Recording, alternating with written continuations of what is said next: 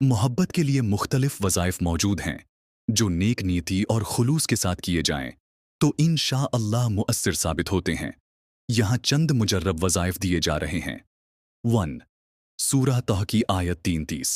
ये आयत मोहब्बत पैदा करने के लिए बहुत मुअस्सिर मानी जाती है व अलक़ैतु अलैका महब्बतन मिन्नी वलितुस्ना अला आइनी। सूरह तह 33।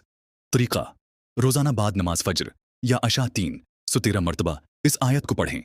पढ़ने के बाद महबूब का तसव्वुर करें और दुआ करें। अल्लाह का इस्म या वदूदु मोहब्बत पैदा करने में बहुत मुजर्रब है।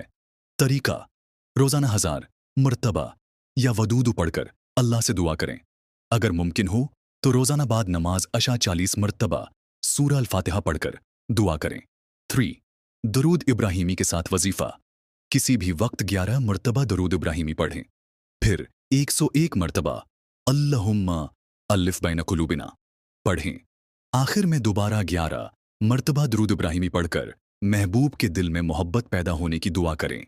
अहम हदायत मुकम्मल यकीन और खुलूस के साथ पढ़ें।